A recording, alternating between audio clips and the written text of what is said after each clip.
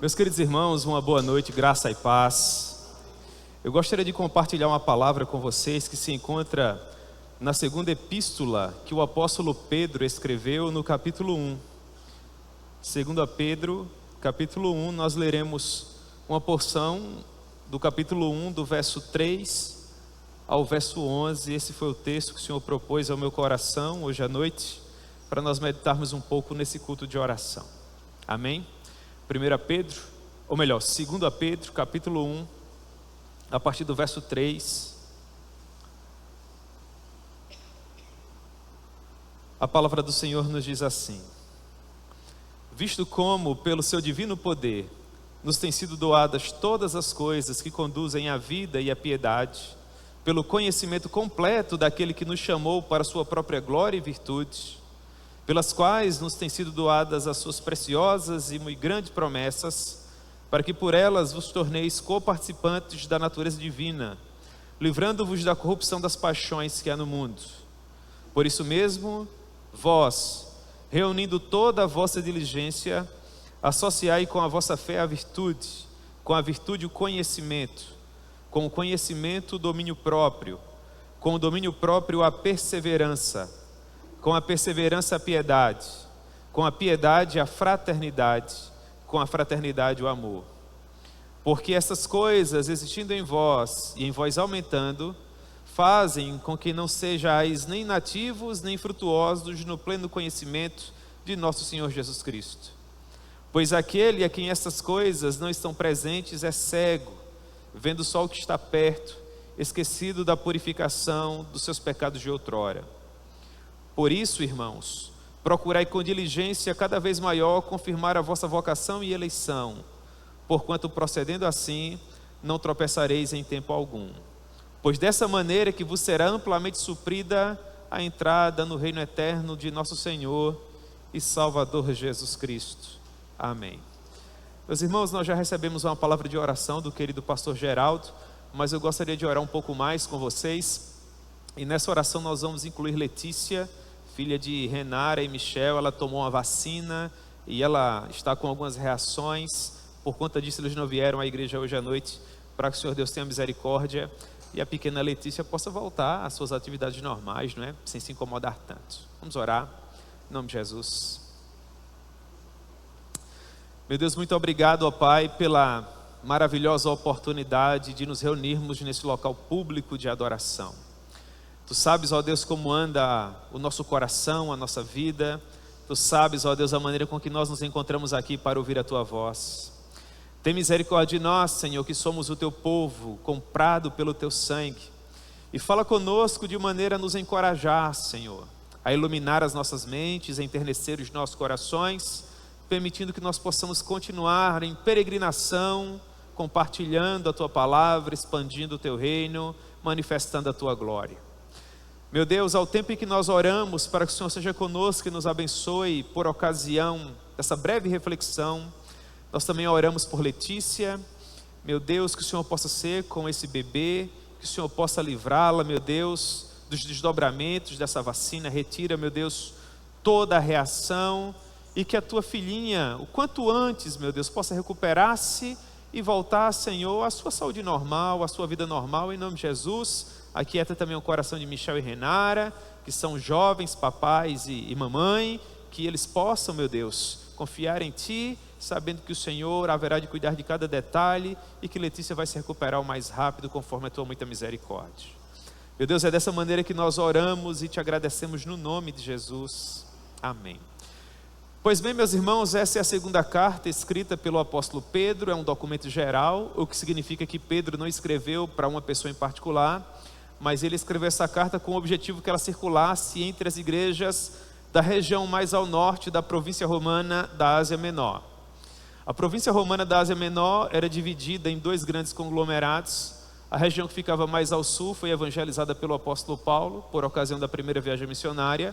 Aquela região que vai desde a Panfilha até a Licaônia. Vocês já conhecem as cidades evangelizadas: Perge, Antioquia, Icônio, Listra, Derbe. A região que ficava mais ao norte foi uma região que Paulo tentou evangelizar por ocasião da sua segunda viagem missionária, mas conforme Lucas nos ensina em Atos capítulo 16, ele foi impedido pelo Espírito Santo de pregar o evangelho ali. Então ele vai até a cidade de Troade, e de Troade o Senhor o manda até a Europa. De modo que, se essa região não foi alcançada pelo apóstolo Paulo, posteriormente ela foi alcançada pelos irmãos que provavelmente foram expulsos de Jerusalém, por ocasião daquela primeira perseguição que é retratada no capítulo 8 de Atos. E após muitos anos, esses irmãos chegaram àquela região mais ao norte: Ponto, Ásia, Capadócia, Mísia, Bitínia, toda a região que Pedro endereçou a primeira carta, e que, segundo ele, serviu para encorajar esses irmãos que passavam uma severa situação de perseguição. Eles estavam longe das suas propriedades, longe dos seus familiares, das pessoas que eles mais amavam. Há muitos anos viviam errantes pelo mundo, à procura de servir com fidelidade o Senhor Jesus. Agora Pedro escreve uma segunda carta e o objetivo dele muda. Na verdade, ele compartilha conosco o seu objetivo ainda no primeiro capítulo, a partir do verso 12. Pedro diz que escreveu essa segunda carta com o objetivo de confirmar esses irmãos na fé. Segundo Pedro, haviam falsos mestres que queriam desestabilizar a fé desses irmãos, de modo que ele estava se esforçando diligentemente para que esses irmãos que sofriam tanto, que estavam longe dos seus familiares, dos seus bens, das suas propriedades, não esquecessem de onde eles haviam saído e o que o Senhor havia feito por eles. Então esse é o objetivo da segunda carta: encorajamento. É uma palavra para que aqueles irmãos reunissem fé suficiente para que eles continuassem caminhando. Se você comparar a primeira carta com a segunda, vocês haverão de perceber que esses documentos são em muito diferentes. A primeira carta, por exemplo, é escrita em um grego polido. Ao que parece, o secretário utilizado por Pedro era um homem versado no conhecimento. Mas essa segunda carta possui um grego que é menos elaborado, o que fez com que muitos doutrinadores até duvidassem se de fato havia sido uma carta da autoria de Pedro. E por conta disso, segundo a Pedro, foi um dos documentos que mais demorou a entrar no cânon do Novo Testamento. É uma carta que até hoje é profundamente disputada. Inclusive, ela recebeu por muitos anos pouca atenção dos estudiosos. Dos documentos que nós temos no Novo Testamento, segundo a Pedro, é provavelmente a que possui menos documentos escritos. É difícil você encontrar comentários de 2 Pedro. É um documento que por muito tempo não chamou a atenção dos nossos doutrinadores. Mas nós sabemos que é uma carta canônica, inspirada pelo Espírito Santo, escrita pelo apóstolo Pedro, com o objetivo de ajudar aquelas igrejas que precisavam de uma palavra de encorajamento. Isso é suficiente para nós, meus irmãos. É a palavra de Deus e nós recebemos com muita alegria em nosso coração. Dito isso, nós olhamos para esses versos que nós acabamos de ler e percebemos que, quando Pedro compartilhava essa carta com os nossos irmãos, Pedro queria fazer com que o coração deles fosse aquecido. É muito normal que ao longo da nossa caminhada nós venhamos a enfrentar dificuldades. Nós somos seres humanos. Existem momentos em nossa jornada que nós parecemos corifeus da fé, verdadeiros heróis. A nossa fé parece que se encontra no ápice, no ponto mais alto em que ela poderia se encontrar. Nós nos sentimos inabaláveis. Mas em outras ocasiões nós nos sentimos como pessoas frágeis, fracas. Nós temos dificuldade de subir até a igreja, de nos relacionarmos com os irmãos. Nós achamos que aquele dia ou aquela noite vai ser o último dia ou a última noite, que daquele momento nós não passaremos, porque existem situações que fazem com que os nossos corações se encontrem em frangalhos emocionais e espirituais, e é justamente nesses momentos que nós precisamos de uma palavra que nos encoraje, de pessoas preciosas que caminham ao nosso lado, para nos lembrar que o nosso Deus triunfou no Calvário, e que o nosso Deus não se relaciona conosco levando em consideração as nuances do nosso coração. Deus não nos ama mais ou menos quando nós estamos mais fortes ou mais fracos. O amor dele por nós é imutável, mas às vezes as lutas e as provações nos fazem esquecer que o nosso Deus é bom e que a sua misericórdia dura para sempre. Então Pedro escreve esses versos que nós acabamos de ler justamente com esse objetivo. Ele quer nos lembrar da graça desse Deus que possibilita a nossa salvação e que nos deixa completamente seguros. Portanto, ele diz na porção inicial do verso 3: visto como, pelo seu divino poder, nos têm sido doadas todas as coisas que conduzem à vida e à piedade, pelo conhecimento completo daquele que nos chamou para a sua própria glória e virtude. Para nós compreendermos esse verso 3, nós precisamos levar em consideração a introdução do apóstolo Pedro. Ele diz: Simão Pedro, servo e apóstolo de Jesus Cristo, aos que conosco obtiveram fé igualmente preciosa na justiça do nosso Deus e Salvador Jesus Cristo. Ele se identifica como apóstolo Pedro e está escrevendo a cristãos, a pessoas que compreendem a mensagem da cruz ensanguentada e que se identificam com o Senhor Jesus.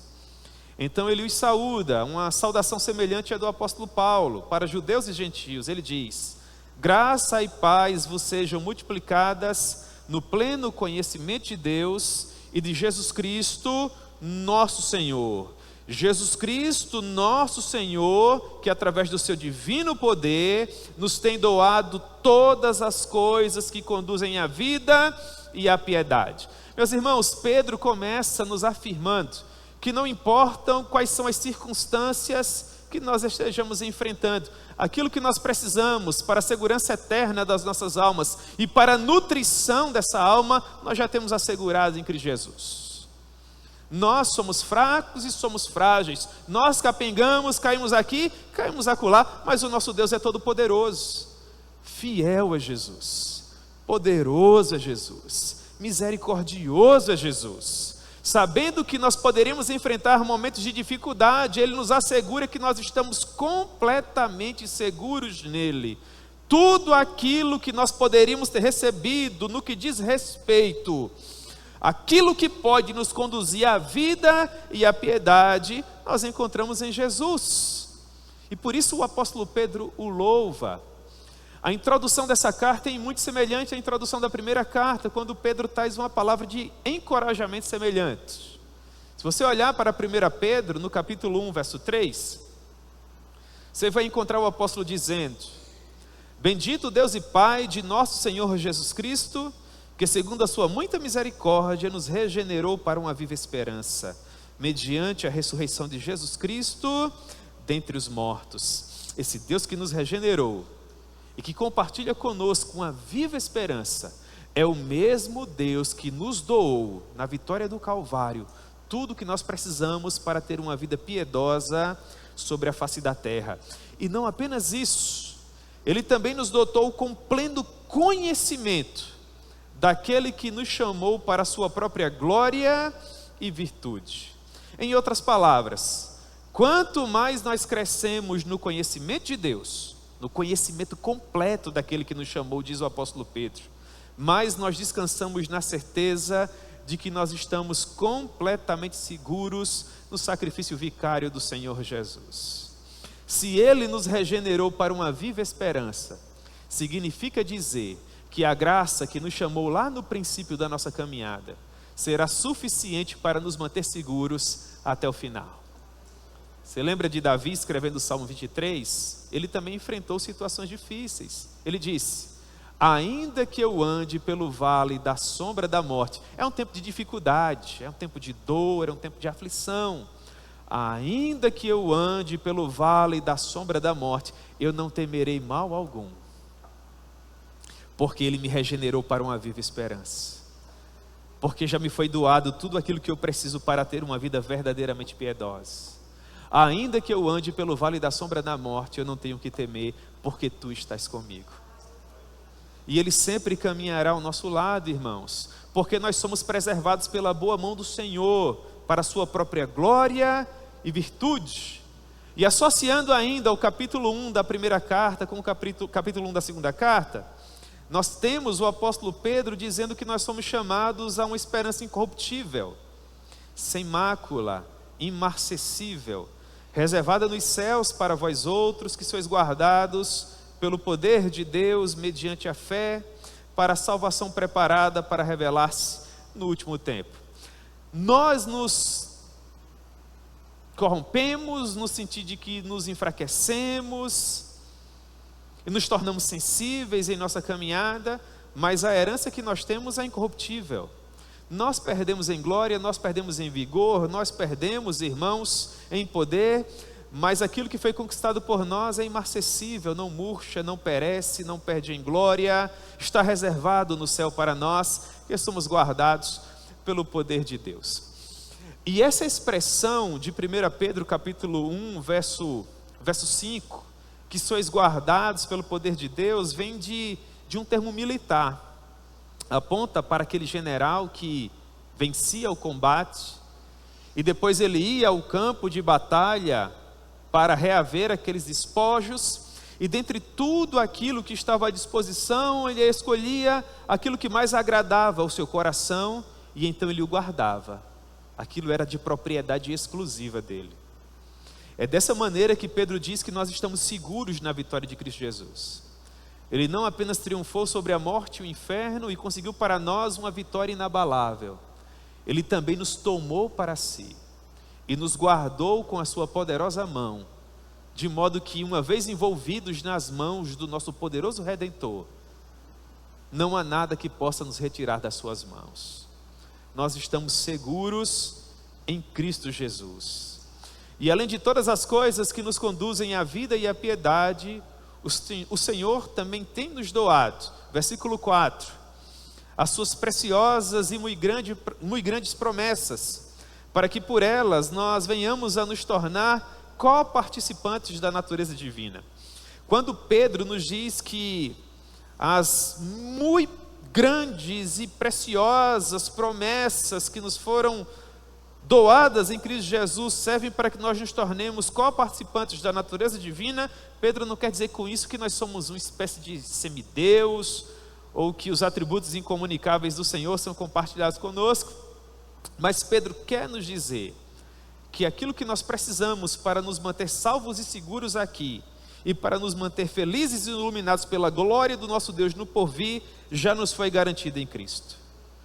Esse poder que nos livra da corrupção de todo tipo de paixão que há no mundo.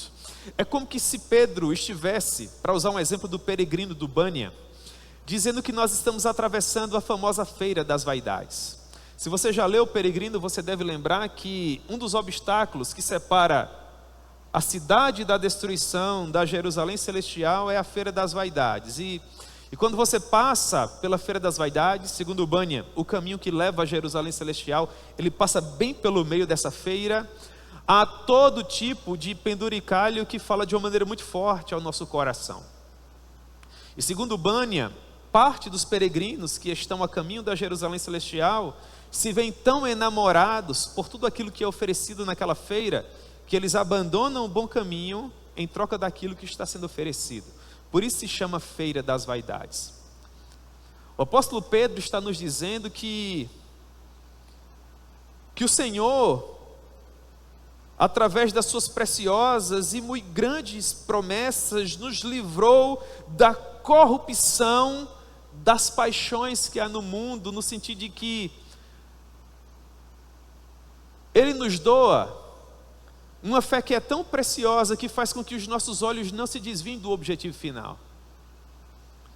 Se você conversar com um cristão genuíno, ainda que ele esteja no leito de morte, desenganado pelos médicos, você percebe que o coração dele é inexplicavelmente inabalável. Você faz uma visita a uma pessoa preciosa, assim, no desejo de confortá-la, e são inúmeros os casos de pessoas que voltam dizendo: eu fui confortar, eu fui compartilhar, e eu saí confortado, e eu saí renovado. Eu lembro de um pastor amigo, homem de Deus, o pastor Roberto Pimentel. Ele foi um daqueles que formou comigo no seminário. A minha turma se formou apenas em 3 irmãos, eu, o pastor Fabiano, que vocês conhecem, da Igreja do Brasil para Cristo de Bodocongó, e o pastor Roberto Pimentel, que era um pastor batista. Ele adoeceu, convalesceu por muito tempo, e eu lembro de visitá-lo quando ele já estava para se encontrar com o nosso rei, magro, alquebrado, com fios e tubos. E eu lembro de olhar para aquele homem de Deus, e ele olhou nos meus olhos e disse: meu amigo, a minha carne está fraca, mas o meu espírito está forte. Eu estou seguro, eu sei para onde vou, e não há nada que possa roubar isso de mim. Você percebe? Ele nos livrou da corrupção das paixões que há no mundo. E nós precisamos, irmãos, valorizar isso. Segundo o missionário Jim Elliot, nós precisamos abrir mão daquilo que nós não podemos reter, para poder segurar aquilo que nós não podemos perder. Retirar do nosso coração esse entulho que milita para que o nosso Deus não tenha espaço suficiente em nosso coração, para que Ele possa de fato ocupar o seu devido lugar, e para que nós possamos amá-lo com tudo aquilo que nós temos e com tudo aquilo que nós somos. Então, para encorajar esses irmãos, o apóstolo Pedro diz como é que eles podem fazer isso. E os conselhos que Pedro compartilha com esses irmãos são conselhos que, se levados em consideração por nós, seguramente vão nos fazer pessoas melhores, melhores servos, melhores adoradores. Então, quais são as virtudes que nós precisamos cultivar para que nós possamos nos livrar das paixões do mundo e para que nós possamos abrir mais espaço para o Senhor Jesus em nosso coração? O apóstolo Pedro nos ensina isso do verso 5 ao verso 7, quando ele diz: por isso mesmo, ou seja, porque nós precisamos nos livrar das paixões que há no mundo, nós devemos reunir toda a nossa diligência para associar com a fé a virtude, com a virtude o conhecimento, com o conhecimento o domínio próprio, com o domínio próprio a perseverança, com a perseverança a piedade, com a piedade a fraternidade e com a fraternidade o amor. É como se Pedro estivesse nos dizendo, irmãos, que nós precisamos desenvolver a nossa fé, nós precisamos nos tornar cristãos maduros, nós precisamos, com tudo aquilo que temos, mostrar às pessoas que convivem conosco que nós temos melhorado, uma vez que nós nos relacionamos com o Senhor, que o nosso coração está cada vez mais cheio dele, mais repleto dele. Precisamos crescer nessas virtudes. E como nós podemos fazer isso? Em primeiro lugar, associando fé à virtude. A fé que Pedro faz menção aqui é a fé salvífica, a fé dos eleitos, a fé daqueles que foram comprados pelo sangue de Cristo lá na cruz do Calvário e que foram trazidos até a sua presença pela atuação extraordinária do Deus Espírito Santo. Se trata da fé daqueles que são novas criaturas, daqueles que possuem o penhor do Espírito. Contudo, a falta de virtude, a ausência de caráter, faz com que a lisura dessa fé seja colocada em xeque. A pergunta é: como alguém pode alegar que possui fé genuína quando lhe falta caráter? Como alguém pode afirmar que ama a Deus quando dá provas inafastáveis da perversidade do seu coração? Por que Pedro diz que para crescermos na presença do Senhor, afastando do nosso coração aquilo que não agrada a Deus, para privilegiarmos aquilo que agrada, nós precisamos associar fé a bom caráter? Porque por mais que você alegue amar a Jesus e por mais que você alegue ter um bom conhecimento acerca dele, se o seu estilo de vida não aponta na direção que os seus lábios estão direcionando, meu irmão, as pessoas vão dar pouca credibilidade àquilo que você está dizendo. Não é interessante que você se torne o teólogo mais festejado da nossa geração se você não possui caráter à altura. É por isso que, por exemplo, quando nós nos matriculamos em cursos de teologia, inexplicavelmente circunstâncias são criadas pelo Senhor para afetar a nossa vida. Na minha maneira de ver, isso acontece porque na proporção em que nós estamos crescendo em conhecimento, Deus ele cria situações para que nós também venhamos crescer em caráter. Não que seja uma regra, mas porque infelizmente tantas pessoas que começam a estudar teologia, infelizmente ficam pelo caminho. Porque essas pessoas não conseguem levar em consideração que na proporção em que nós nos matriculamos no seminário da terra, nós também somos matriculados no seminário do céu. Para que você não se ensoberbeça, Deus vai te ensinar teologia, mas Deus também vai te ensinar princípios de humildade cristã. para que você não se sinta superior demais. Deus vai te ensinar princípios bíblicos, mas Deus também vai te ensinar com circunstâncias que Ele vai criar na sua vida, que aquele que quer ser o maior, precisa aprender a ser o menor. Então Deus vai comatar as arestas, Deus vai começar a tirar aquilo que não agrada, e isso dói, porque o Espírito Santo corta na carne.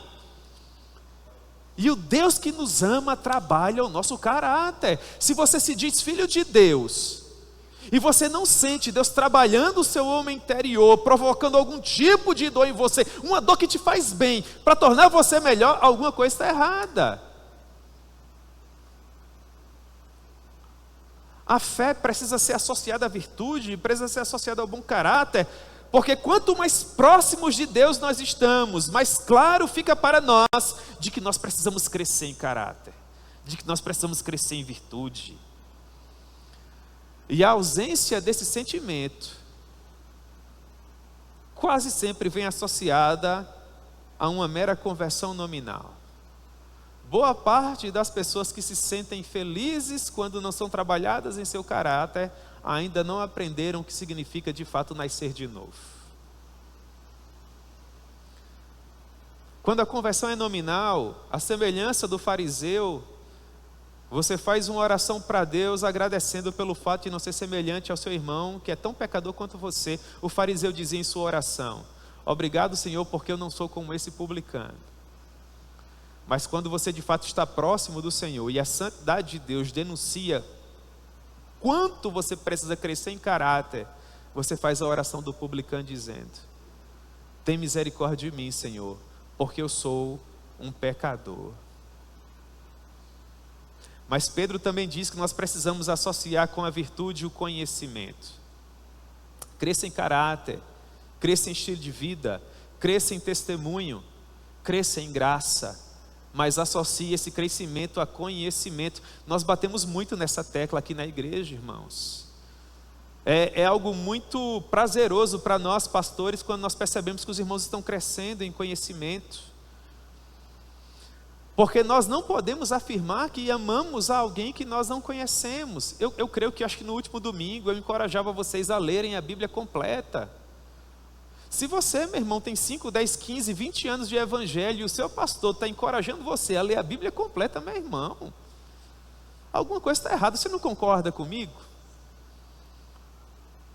Se é com base no conhecimento que você tem desse livro que você vai nutrir a sua alma, estabelecer o seu relacionamento com Deus, que pode te colocar no céu ou no inferno, e você não conhece esse livro, meu irmão, alguma coisa está errada. Ou o seu pastor tem falhado, ou você não tem compreendido de fato o que significa servir a esse Deus. Você precisa crescer em conhecimento, você precisa nutrir a sua alma, você precisa se aproximar do seu Deus, porque o conhecimento haverá de te livrar da superficialidade, que às vezes te impede de amadurecer na fé, de crescer nesse caráter, de crescer nesse estilo de vida cristão, de crescer nessa novidade de vida. A igreja de Corinto era uma igreja que possuía todos os dons espirituais, era uma igreja robusta espiritualmente falando, mas era uma igreja menina, porque era uma igreja que não tinha um conhecimento devido. Paulo queria trabalhar o caráter daquela igreja, mas olha o que ele diz, 1 Coríntios capítulo 3, verso 1. Eu, porém, irmãos, não vos pude falar como a espirituais, e sim como a carnais. E carnais aqui é aquela ideia de menino, de infante, de imaturo, como a crianças em Cristo. Então Paulo diz: leite vos dei a beber, não vos dei alimento sólido, porque ainda não podíeis suportá-lo, nem ainda agora podeis, porque ainda sois imaturos. Vocês têm dificuldade de desenvolver. Então Pedro está dizendo: quer retirar os entulhos do seu coração para crescer em conhecimento? Quer que sobre mais espaço para o Senhor? Então cresça em conhecimento. Apanhe esse livro e o leia. Se você puder estudar, estude, meu irmão, em nome de Jesus. Mas em terceiro lugar, associe conhecimento a domínio próprio. Um dos grandes exemplos bíblicos que nós temos de alguém que conseguiu fazer isso muito bem foi Moisés, o servo do Senhor. Moisés era um homem que tinha conhecimento, o Senhor falava com ele face a face. Ele caminhava com Deus, era sensível à sua voz. E em um dos momentos mais críticos da vida de Moisés, quando ele foi severamente difamado por sua irmã Miriam, após ter se casado com a mulher cuxita, né? A esposa do Moisés morreu, ele teve um segundo casamento. Miriam não viu isso com bons olhos e falou mal de Moisés a Arão. Isso se encontra em Números capítulo 12. 12:1. Falaram Miriam e Arão contra Moisés por causa da mulher cuxita que tomara, pois tinha tomado a mulher cuxita. E disseram, aí o autor do texto nos dá um exemplo de como foi a fofoca. Ele diz assim: porventura tem falado o Senhor somente por Moisés? Não tem falado também por nós? Aí olha o que diz o final do verso 2, irmãos, isso é complicado. Olha o que diz lá: o Senhor ouviu. Aí o que diz o verso 3 é muito interessante, porque pelo que diz o verso 3, é como se o autor do texto estivesse dizendo, por Moisés estava resolvido. Ela falou mal de Moisés, Moisés ficou chateado, mas Moisés era uma pessoa que tinha domínio próprio. Por Moisés estava resolvido. Não é essa sensação? Olha só, era o varão Moisés muito manso, mais do que todos os homens que havia sobre a face da terra. Moisés era um homem sábio. Moisés aprendeu um princípio que é muito interessante, que Deus nos deu 2 orelhas e apenas uma boca. O que significa, irmãos? Que nós precisamos ouvir mais, ter cuidado com o que nós falamos. Dificilmente você vai ouvir alguém se arrependendo daquilo que ele ouviu, porque o que nós ouvimos pode ser trabalhado pelo Espírito Santo que atua em nosso homem interior, mas o que nós falamos é como uma flecha que não volta mais. Pois bem, ter domínio próprio é saber até onde você pode ir, não em sua ação, mas em sua reação. É conseguir respirar um pouco mais antes de tomar qualquer decisão, sabendo que Deus vê e Deus ouve. E não apenas isso, Ele vê, Ele ouve e Ele faz justiça. Quem ora mais se defende menos. Não importa o que as pessoas dizem a seu respeito, não importa quão vil e desprezível seja o quadro que pintam sobre você. Você não tem que se defender. Deus vê, Deus ouve, Deus faz justiça. Você só tem que continuar caminhando e servindo ao Senhor, meu irmão. Moisés era um homem muito manso, o mais manso da terra. Tão manso que Deus disse, eu vou defender Moisés. Deus marca uma reunião com Miriam e Arão e com Moisés. Miriam, por que você falou mal de Moisés? Quando eu quero me revelar ao meu povo, quem é que eu procuro? É bonito, né, irmãos? E eu, que tenho uma imaginação assim muito fértil, eu fico imaginando Moisés ainda tentando se colocar assim na frente. Vocês têm essa sensação também? Como que se ele fazia, não, Senhor, está resolvido, está bom demais, não há nada no meu coração. E Deus, fica aí, Moisés, quem vai resolver sou eu. Eu não quero que vocês falem mais do meu amigo Moisés. E quanto a você, Miriam, você vai ficar leprosa. E Moisés está lá. Aqui ele serve como um tipo de Cristo, irmãos. Ele intercede, ele quer pagar o preço. Ele aponta nessa direção e diz, não, Senhor, não faça isso. Olhe para minha irmã, tão jovem, e ela, nesse quadro, nessa situação. E Deus fala assim para Moisés, se o pai dela tivesse envergonhado, ela não seria envergonhada por 7 dias. Então agora vai ficar 7 dias destituída da minha presença fora do arraial, para que ela possa refletir a respeito daquilo que ela fez, até que depois ela possa retornar. Deus o ouviu, irmãos.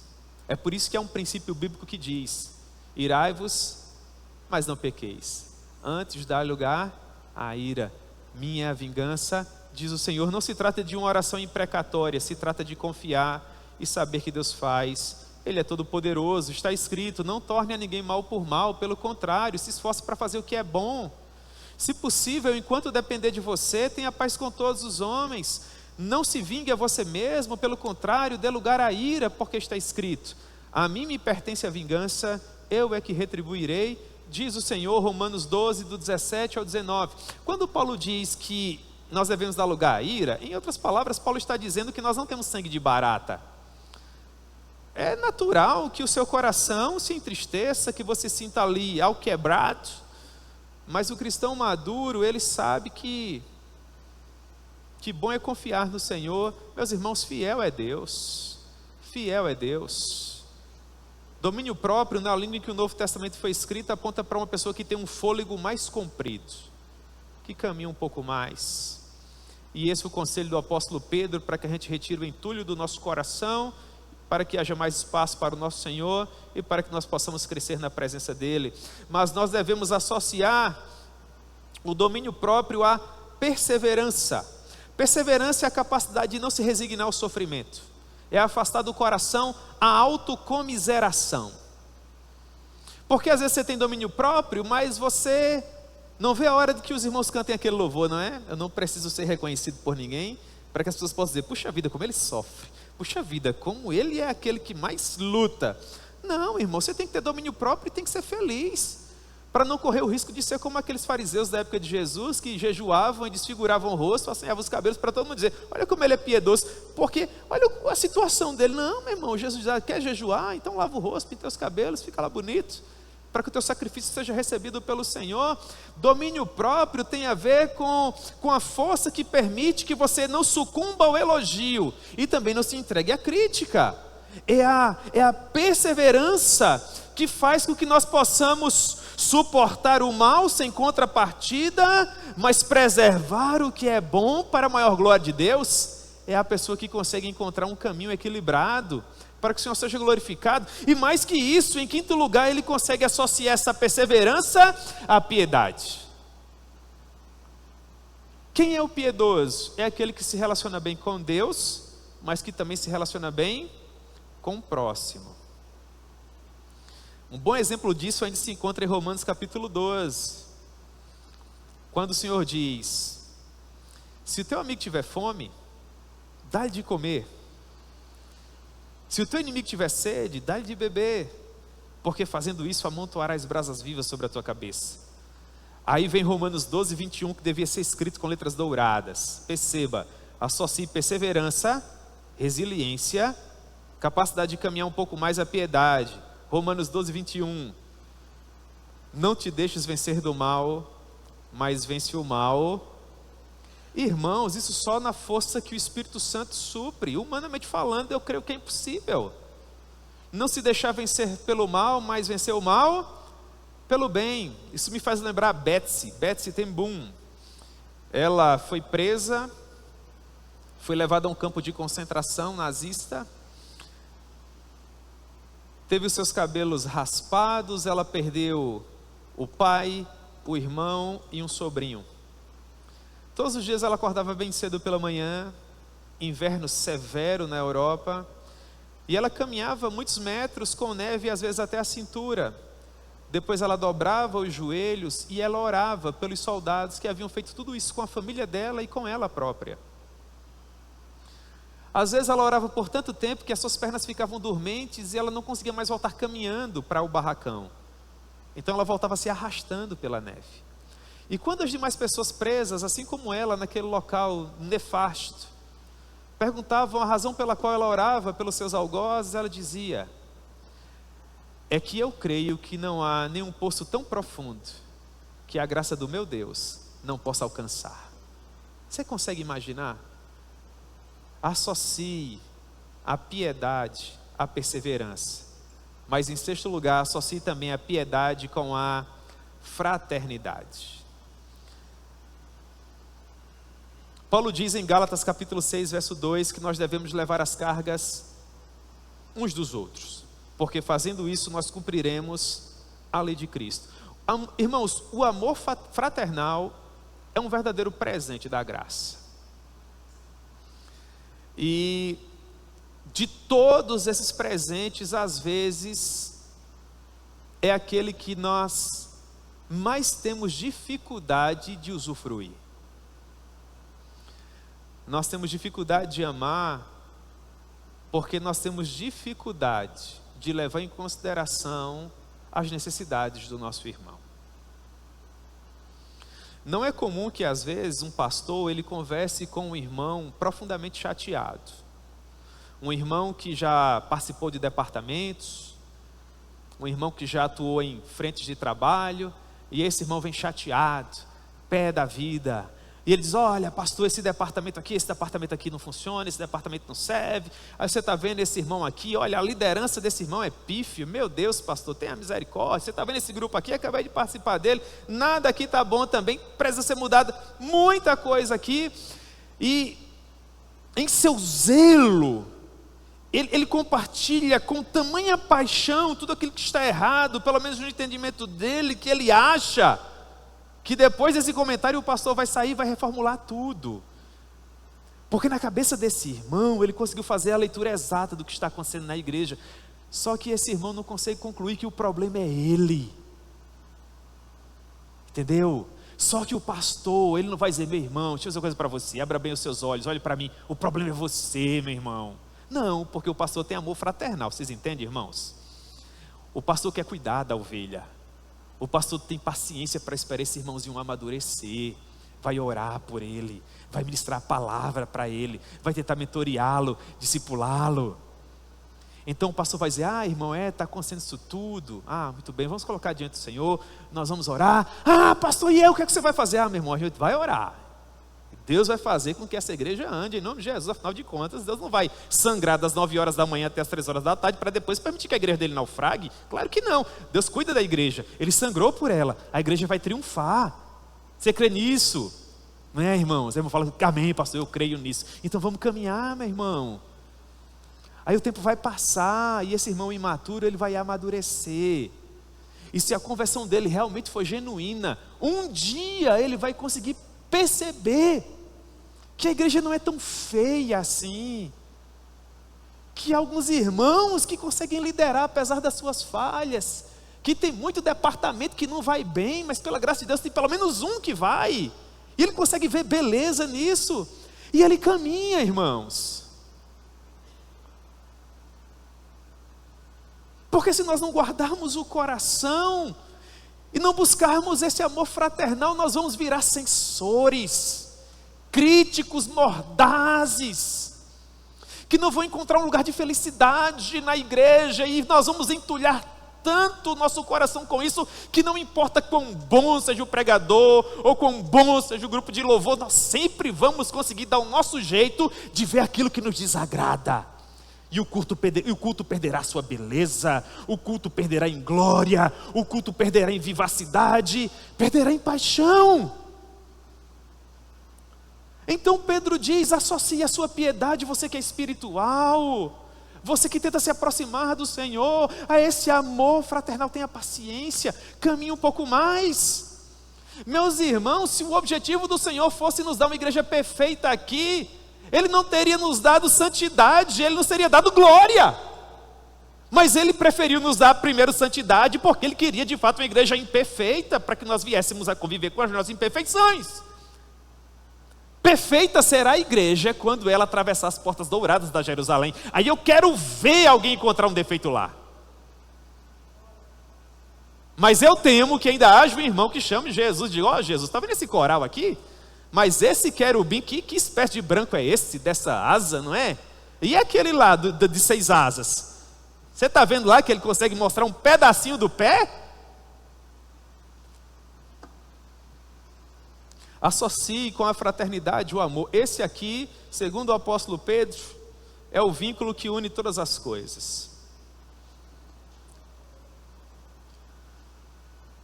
A palavra nos diz que o amor é o vínculo da perfeição. Pedro nos falou a respeito de várias virtudes: fé, conhecimento, domínio próprio, perseverança, piedade, fraternidade. E ele diz que o que une tudo isso é o amor. Talvez seja por isso que o apóstolo Paulo nos diga que sem o amor, irmãos, nós não passamos que um símbolo que ressoa, um sino que retine.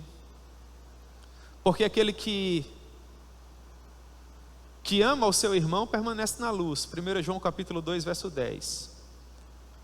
Mas aquele que odeia o seu irmão está nas trevas, e anda nas trevas e não sabe para onde vai, porque as trevas cegaram seus olhos.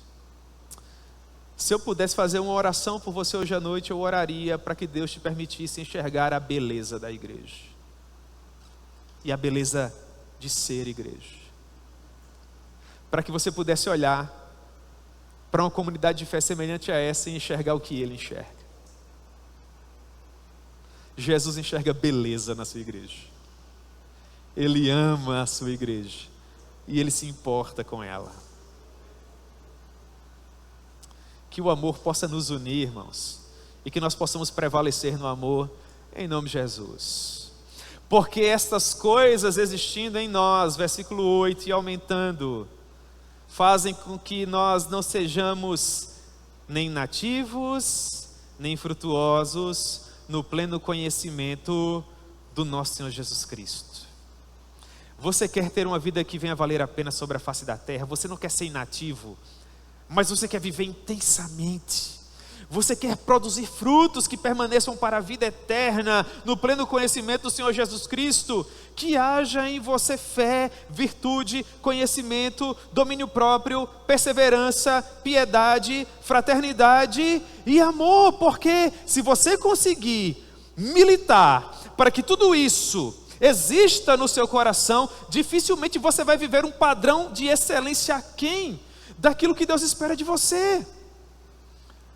Nós olhamos para os dias atuais e nós vemos tantas pessoas preocupadas com a sua profissão, e a sua vida acadêmica, e a sua vida emocional, e a sua vida profissional, e às vezes nós temos dificuldade de encontrar pessoas que se preocupem da mesma forma com as suas vidas espirituais. Você vê muita gente preocupada em aprender inglês para enriquecer o currículo, ou estudar para passar em um bom concurso. Tudo isso é urgente, é para ontem. E pessoas preocupadas em juntar uma grana para comprar um apartamento, para fazer uma reforma, para comprar um veículo. São tantos os nossos projetos. Alguém já chegou para você e disse assim: rapaz, eu estou preocupado. Eu estou sentindo dificuldade em associar piedade à perseverança, e eu acho que eu estou tendo dificuldade também de associar da piedade a domínio próprio, e eu estou precisando melhorar nesses aspectos aqui. E eu sinto que dentro dessas virtudes que devem habitar em meu coração, o amor, que é o vínculo que une todas elas, não está tão forte assim. Eu preciso melhorar nesses aspectos. Alguém já chegou para você compartilhando das impressões? As pessoas chegam para nós assim: eu preciso estudar para passar, eu preciso aprender essa língua, eu preciso fazer isso, eu preciso fazer aquilo. E às vezes nós precisamos de alguém que nos lembre dessa vida mais intencional, espiritualmente falando. E essa é a função de um púlpito como esse, irmãos. Porque segundo o apóstolo Pedro, aquele, versículo 9, a quem essas coisas não está presente é cego, porque só consegue ver aquilo que está perto. Ele está esquecido da purificação dos seus pecados de outrora. É um cristão míope, espiritualmente falando. Ele não consegue ter uma visão de longo prazo.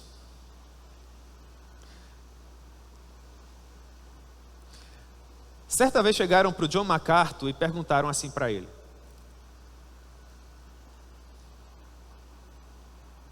a que o senhor atribui um ministério de sucesso com mais de 50 anos? E ele respondeu assim: é que eu coloquei os meus olhos naquilo que me aguarda no final, e eu nunca me desviei do meu objetivo. Oração do Jonathan Edwards: Senhor, grava a eternidade nos meus olhos. O que é que Pedro, que escreveu essa segunda carta, está dizendo para esses irmãos? Meus irmãos, por mais que vocês estejam longe de Jerusalém, por mais que vocês tenham perdido seus bens, estejam distantes dos seus familiares, sofrendo todo tipo de perseguição, eu quero implorar algo a vocês: coloquem os olhos de vocês naquilo que lhes aguarda no final. Não permitam que vocês venham a perder essa visão gloriosa. Não se esqueçam da purificação dos seus pecados de outrora. Não tenham sucesso naquilo que vocês não nasceram para fazer. Essa é uma frase que era muito comum nos livros traduzidos do inglês de 15, 20 anos atrás. Se você lê teologia de 20 anos atrás, seguramente você leu essa frase muitas vezes. Ter sucesso naquilo que você não foi chamado para ser é a pior forma de fracasso. Pedro diz: olha para o alvo, não se desvia do seu objetivo. Jesus compartilhou uma parábola de um homem rico, cujos campos produziram em abundância. Quando aquele homem viu tamanha riqueza, ele disse: o que eu falei com tudo aquilo que eu tenho? Ele teve uma ideia. Ele disse: eu vou construir celeiros maiores. E ele construiu celeiros gigantescos. Depois ele olhou para tudo aquilo e disse a própria alma dele: minha alma, tens em depósito muitos bens para muitos anos. Descansa, come, bebe e regala-te. Mas Deus lhe disse: louco, esta noite te pedirão a tua alma, e o que tu tens preparado, para quem será? Não tenha uma visão míope. Ore para que Deus sonde o seu coração. Retire do seu coração tudo aquilo que não serve para a glória de Deus. É amargura, meu irmão. Você está amargurado. Ore para que Deus retire a amargura do seu coração. Meu irmão, você não consegue enxergar beleza na igreja? Ore, Deus tem poder para isso. Fala assim: Senhor, permita que eu veja a beleza da tua casa, da tua obra. É falta de motivação, meu irmão, que entulha o seu coração. Você está cansado, você está sem ânimo, você não tem mais paixão para subir a casa do Senhor. Ore para que Deus reanime, para que Deus retire as cinzas desse altar espiritual, para que Ele faça com que o poderoso fogo do Espírito Santo volte a arder. Você não tem mais força para orar, há muito tempo você não gasta tempo no lugar secreto. Clame para que o Espírito Santo te leve à oração. Faz tempo que o Espírito Santo não te envolve de modo tão poderoso a ponto de fazer com que lágrimas quentes escorram pelo seu rosto como verdadeiras torrentes de graça. Peça para que Deus faça com que essas fontes secas voltem a jorrar não apenas lágrimas, mas esperança. Não permita que, espiritualmente falando, você venha cegar-se no que diz respeito àquilo que te aguarda no final, mas mantenha o seu coração confiante. Porque se você, ao ferir lucro e riqueza e sucesso em quaisquer outras áreas, mas esquecer qual a razão de ser daquilo que te coloca sobre a face da terra, então ao final talvez você descubra um grande fracasso. Portanto, diz o apóstolo Pedro, versos 10 e 11, procure com diligência cada vez maior confirmar a sua vocação e eleição, porque procedendo assim você não haverá de tropeçar em tempo algum, pois dessa maneira que vos será amplamente suprida a entrada no reino eterno de nosso Senhor e Salvador Jesus Cristo. Jesus Cristo. Procurar confirmar com toda diligência a nossa vocação e eleição. Eu não sei vocês, mas eu passo às vezes temporadas assim, irmãos, enfastiados de livros. Quero fazer tudo, só não quero ler. Às vezes eu passo algum tempo sem ler a Bíblia da maneira como eu deveria ler, com o zelo devido, com a paixão devida.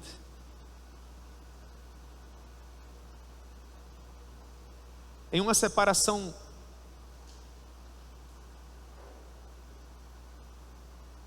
tão profunda que, nesses momentos, quem sabe, se você pegasse a minha Bíblia, a poeira espiritual sobre a capa dela seria suficiente para você escrever assim: perdição. Nesses vales profundos da alma, eu costumo perguntar para o meu Deus o que está acontecendo.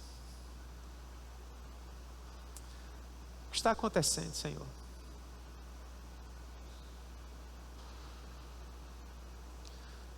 Eu tenho o meu relacionamento com Deus assim como você tem o seu. E existem indícios nesse pobre coração que às vezes me informam como anda o meu termômetro espiritual. Isso é muito relativo, mas um dos sinais que às vezes me mostram que que eu estou próximo do meu rei é a capacidade que ele me dá de chorar, sabe? Eu já tive a oportunidade de dizer para alguns irmãos aqui que em algumas pregações, às vezes estou dando um exemplo, eu estou lendo um texto, e sinceramente, irmãos, eu consigo ver o cenário, sabe? Eu não falo para vocês daquilo que está na minha mente, eu falo para vocês daquilo que eu estou vendo com os meus olhos, e na maioria das vezes é justamente aí que eu me emociono, porque uma coisa é você falar a respeito e outra coisa completamente diferente é quando você consegue ver, mas há momentos em que eu não vejo. E se há algo que afeta o coração de uma pessoa é quando ela vê, mas daí a pouco ela não vê mais. Ou quando ela ouve, daí a pouco ela não ouve mais. E há momentos em que nós sentimos, irmãos, é tão real. Paulo diz, eu poderia tocá-lo tateando, mas às vezes você o procura por todos os lados e você simplesmente não encontra. Então, nesse momento você deve parar. Se eu pudesse dar um conselho a você hoje à noite, esse seria o conselho: pare. Faça aquela oração que um dia Moisés fez: se o Senhor não for comigo, eu não irei. Não, Senhor, eu não irei, porque não tem a ver com mero conhecimento ou com mera experiência, tem que ser por meio dele. Mas não apenas por meio dele, também tem que ser para ele. E você precisa sondar como anda a sua vocação e como anda a sua eleição. Deus não me chamou para ser um erudito, ou para ser um pastor, ou melhor, ou para ser um professor, ou um homem que anda com desenvoltura pelos corredores do saber humano. Não se trata disso. Eu não leio por causa disso, eu não estudo por causa disso, não é a ambição do meu coração. Deus me chamou para cuidar de almas eternas, e comparado a isso, tudo mais é acessório, irmãos. Eu não estudo teologia porque em último caso eu quero ser um teólogo. Eu não passo tardes revirando páginas porque quero simplesmente enriquecer um vocabulário. Isso é pífio, não ocupa nenhum lugar no meu coração. O que às vezes me incomoda é quando eu passo tardes inteiras sem virar uma única página, e eu me preocupo com vocês. E eu digo: Senhor, se não é por minha causa, se é por alguma coisa que eu cometi, tantas vezes eu já fiz essa oração antes de entregar um sermão. Então, Senhor, faz por causa deles, que é o teu povo que foi comprado pelo teu sangue. Tenha misericórdia, Senhor.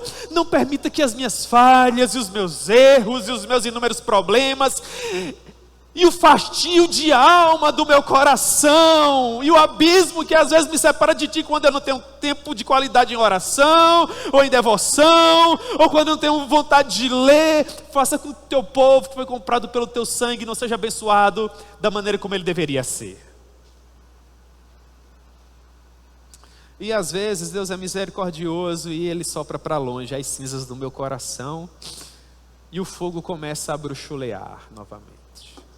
E aí nós vamos caminhando. O que eu quero dizer com esse exemplo final, irmãos? Que todos nós precisamos retirar aquilo que amontoa no nosso coração, para que nós possamos crescer em conhecimento para a glória de Deus, para que nós possamos crescer em graça, e para que nós possamos crescer em quebrantamento. Em uma época de tantas preocupações, parar um pouco e pensar no sagrado faz bem para todos nós, não é verdade? 3 aplicações e nós oramos. A primeira delas: Deus tem nos dado tudo o que precisamos para realizar a sua obra da melhor maneira possível. Então nós precisamos valorizar o que o nosso bom Deus tem feito por nós. Em segundo lugar, as virtudes que nos ajudarão a viver um padrão mais elevado de devoção e serviço são como sinais que sinalizam onde nós estamos. Se não há a boia da oração, da devoção, do contato com Deus, esse mar não é para você. Não trafegue por ele, não navegue por ele.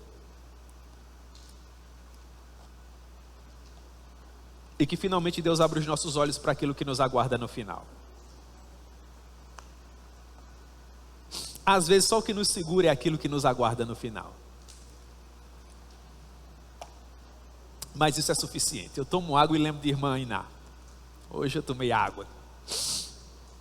Vamos orar, meus irmãos. Amém. Eu espero ter encorajado você hoje à noite. Eu espero ter encorajado o meu coração também hoje à noite. Em nome de Jesus.